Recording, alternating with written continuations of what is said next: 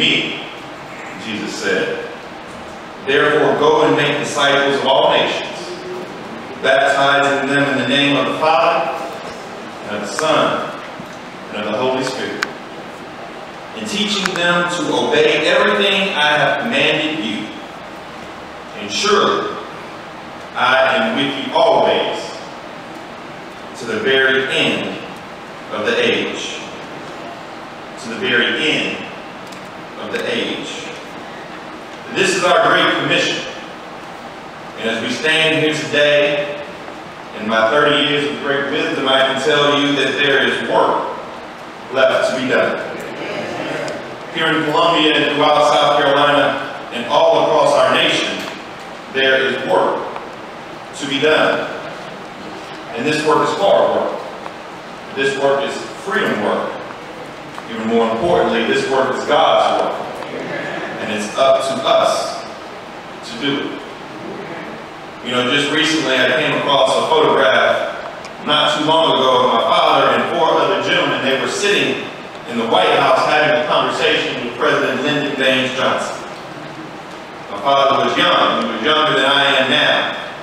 You can tell he was nervous sitting right there across from the leader of the free world. But there he is, all tall and skinny. Arms so long they make the sleeves of his seersucker jacket look a little bit too short.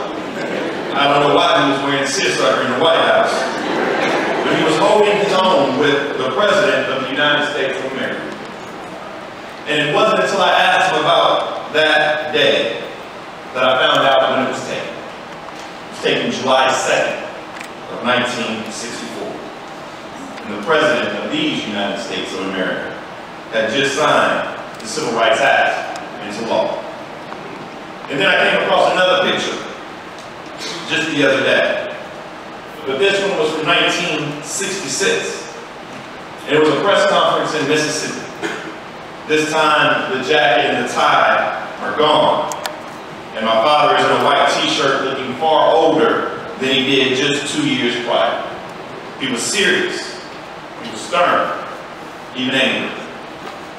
This was just days after the attempted murder of James Merritt, the March Against Fear, the Student Nonviolent Coordinating Committee, the Southern Christian Leadership Conference, the Mississippi Freedom Democratic Party, the Congress of Racial Equality, Stokely Carmichael, Floyd McKissick, my father, and who's at the microphone himself but the Reverend Dr.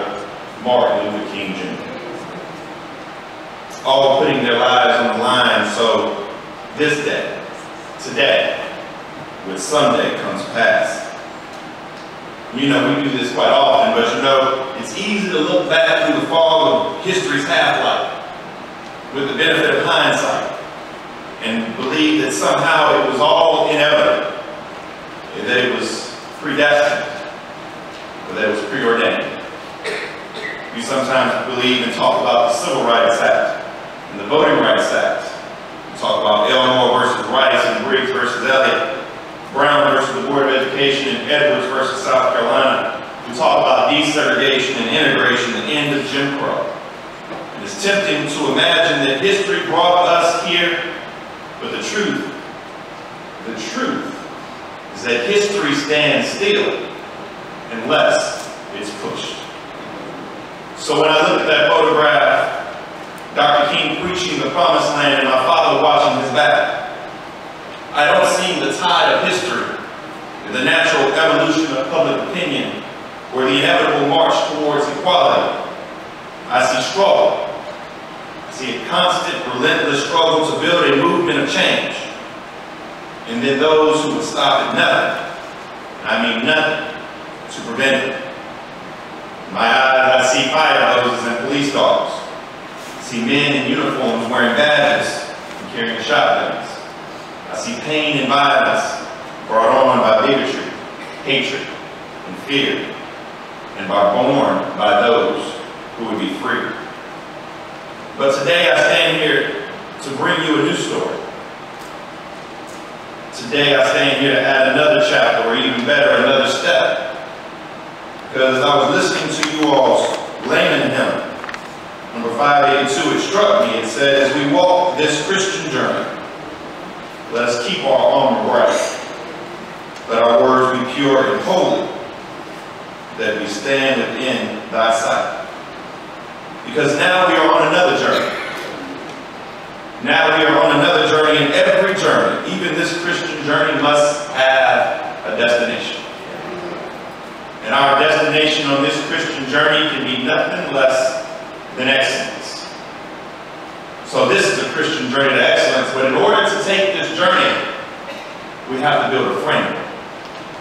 And I'm going to apologize beforehand for bombarding you with questions that are rooted in such simplicity, but they're necessary to answer as we take this journey, this Christian journey to excellence. The first is, how far have we come? And the next is, where do we go from here? I told you it was simple. But you'll rack your brain with the intricacies, because when you think about how far have we come, I have to remind people oftentimes that before there was a Rosa Parks in downtown Columbia, there was a Sarah Mae Fleming. People forget about that. Amen. I tell people oftentimes that before there was a Brown versus the Board of Education, there was a Briggs v. Elliott right down there in Clarendon County, where parents of African American children simply wanted their kids to have the opportunity to ride school buses. So what did they do? They filed a lawsuit. And that became the cornerstone of that Brown versus the Board of Education ruling. But if you think about that Brown ruling today, I challenge you all now. You ain't gonna remember this. This is what $100,000 worth of lawsuit debt will get you. But it's just debt. But in that, Chief Justice Warren said that segregation causes a sense of inferiority by placing children in environments not conducive to learning. Think about that for one moment. He said segregation causes a sense of inferiority by placing children in environments not conducive to learning. You know about that, don't you? Now ask yourself that very simple question. Over 60 years later, how far have we come? How far have we come? We still live in communities where kids go to school where their heating and air don't work, where their infrastructure is falling apart, where they don't have enough books for the classrooms, where they don't have doors on bathroom stalls. So ask yourself that very simple question: how far have we come? We have some pastors in here, I know.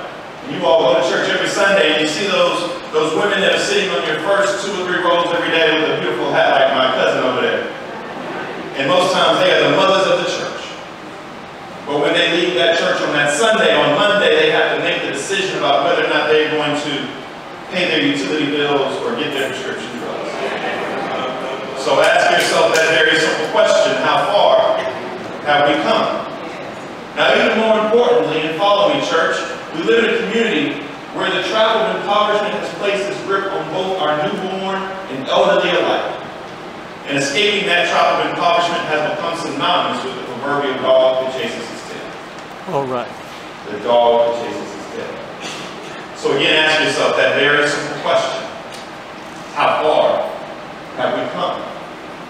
When you think about that question, how far have we come, you can't help but to realize in your heart as you see the Confederate flag come down, and we are now the New South. I didn't know we were, but that's apparently what my governor wants to call it, but we are in the New South. You can't help but to believe that we've made progress. But you also know we still have yet a ways to go. So as we take this journey, as we take this Christian journey to excellence, we now have to pivot and ask ourselves that next question, which is, where do we go from here? And I always like to tell the story about a young man who was raised at 633 Frederick Street. I always like to tell that story about the fact that he went to Howard University after he graduated from Voorhees High School. But when he went to Howard, he befriended a man named Stokely Carmichael. Now this story has a lot of irony in it, in that Stokely graduated from Howard, but then convinced this young man from Voorhees, from Denmark, to drop out of school. And so he did. He dropped out of school, he chased Stokely all throughout the country. But he became a part of what they call the freedom struggle, or the civil rights movement. And his first mission was to go to Philadelphia, Mississippi. Any of y'all been to Philadelphia? Raise your hand if you've been to Philadelphia, Mississippi. Mississippi. We're going to take a mission trip. I'm taking all y'all to Philadelphia, Mississippi. Philadelphia, Mississippi is the size of this church. It ain't like Philadelphia with the big lights. It's in Mississippi. But they went to look for the bodies of 3 of their fellow slain civil rights workers. They went to look for Goodman, Schwerner, and Cheney. And during the day, they would hide in barns and sheds, and at night, they would go out and look in ditches and trenches. And ironically enough, listen to the irony of this story. The bodies were found behind the home of one of the local sheriff deputies, and he was also a minister, Edgar Ray Kelly. And that was this young man from Denmark's first indoctrination to this freedom movement, to this civil rights struggle. Until he came back home to South Carolina and became involved in the most deadly civil rights demonstration this country has ever seen. You see, because on the night of February 6th, Mr. Cleckley, some people don't like to start a story on the 6th, they always started on the 8th. But on the night of February 6th, the students at South Carolina State decided they were going to protest the All-Star Bowling Alley. And you don't have to raise your hand if you don't know the story. I don't need to feel ashamed. We're going to tell you the Cliff Notes version right now. But on the night of the 6th, the students decided they were going to protest the All-Star Bowling Alley. The history books call it one of Jim Crow's final hiding place, the last vestige of discrimination. And they went down there and they began to clap and chant and sing protest hymns, because if you go today, it's across the street, it's on Russell Street, it's right across from Dairy, where you go and get them pineapple milkshakes that against your diet anyway. But it's tucked back in there right in there. And as the students began to clap and chant and sing, Orangeburg City Police and stations began to surround many of the students. And they began to press up against the students, and the students began to press up against the glass, and then the glass broke. When the glass broke, the proverbial all you know what broke loose. And the state troopers and the police began to beat many of the students on the night of the 6th. They didn't beat them with normal police batons, they beat them with batons that were about this long, and at the end they had these leather raw high boots. Mrs. Cleckley, you know Mrs. Stroman. Mr. Stroman tells the story all the time. He said he saw 2 state troopers hold a young woman named Emma McCain while another one beat her. And the students that night, they had to go back and they had to heal not only their physical wounds, but they had to heal their mental wounds and emotional wounds as well. And this A&E church family knows about that, don't they? But then came the day of the 7th, and my good friend, and may he rest in peace, but Ike Williams came up here to negotiate with Governor McCain. And the younger people, we would always say it's kind of like when maybe South Carolina State's playing A&T and you're in the parking lot and you know something about to happen.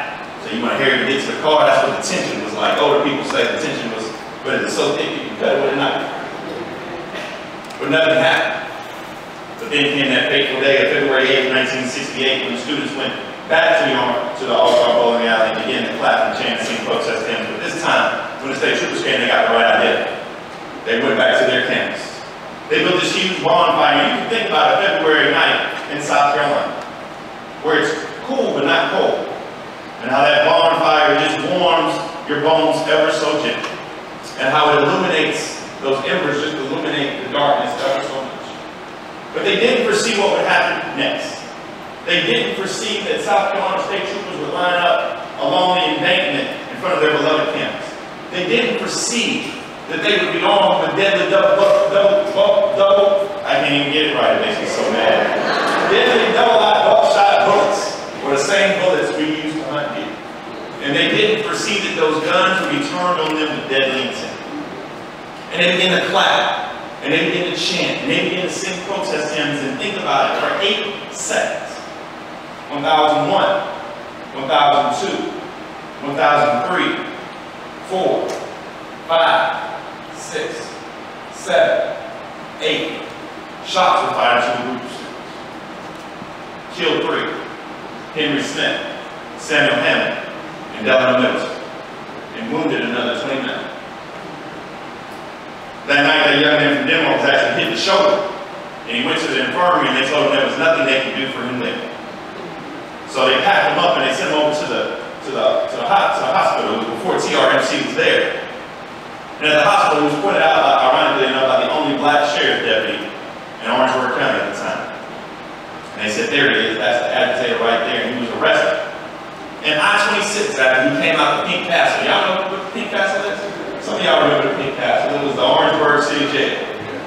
And after he came out the Pink Castle, they literally, for the first and only time in this state's history, shut down I-26 in both directions between Columbia and Orangeburg, South Carolina. And they transported him up here to Columbia. And he was charged with 5 felony counts, looking at a maximum of 75 years in jail. When he went to trial, and we've seen a lot of these trials, we have a low bar for justice in this country now where we get excited for indictments and forget that that ain't justice. But I digress.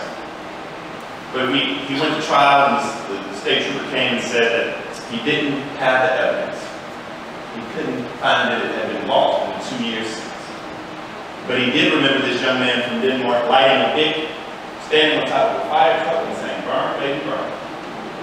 And so they backdated the indictment from February 8th to February 6th. And this young man from Denmark was charged, tried, and convicted of rioting, becoming the first and only one-man riot in the history of this country. But if you look at him today, and you ask him what's the greatest sacrifice he had to make, and he'll tell you it wasn't losing his freedom per se, but it was being in jail for the birth of his oldest daughter, or my big sister. Because I tell this story around the country of my father, Dr. Cleveland Sellers, a young man from Denmark, South Carolina, who grew up into a civil rights hero. And then I think about Jimmy Lee Jackson. I think about Sarah Mae Clement. I think about Emmett Till. I think about Medgar Evers. I think about Malcolm, Martin, and Rosa. I think about the Emanuel Nine, and I always ask myself this very, very simple question, which is, where do we go from here? And then I think about the fact that it's up to us, just like it was up to them who paid the ultimate sacrifice to do God's work. And then I think about, even more importantly, it doesn't matter how tired, it doesn't matter how frustrated, and this is the most important thing, it doesn't matter how frightened we may get. That's what they would say to us today. And that's what Clem and the other 8, that's what Henry Smith and Samuel Hammond and Delano Middleton, and that's what all those heroes and sheroes that we have lost along this journey would say to us today. They would remind us the words of Isaiah. They would say, even youths shall faint and be weary, and young men shall fall exhausted. But they who wait for the Lord shall renew their strength. They shall mount up on wings like eagles. They shall run and not be weary. They shall walk and not faint. I'm tired. The legacy is being defined by tragedy and death. We're tired of losing our sons and fathers to senseless violence. We're tired of reading our obituaries in the headlines, and we're tired of waiting for justice that never comes. We're tired of looking at that ghost in the mirror. This can't be a story of a few men. This can't be a story of 1 or 2 heroes or sheroes. This can't be a story of 2 or 12 heroes or sheroes or 20, because it's all of us. It's disciples of all nations, bound together whether we know it or not. Even more importantly, whether we like it or not. But He is with us. And yes, my friends, there is work to be done. My friends, there is hard work to be done. There is freedom work to be done. There is God's work to be done. And this is our work too. But what we have to do first is accept His grace. And then we will have nothing to fear. We don't have to fear bullets or ballots. We don't have to fear hoods or hoodlums. We don't have to fear phantoms or flags, and we will mount up on wings like eagles. My hope is that we shall run and never be weary. But what we have to do tonight is join and rejoice that this day has come and that we have come together.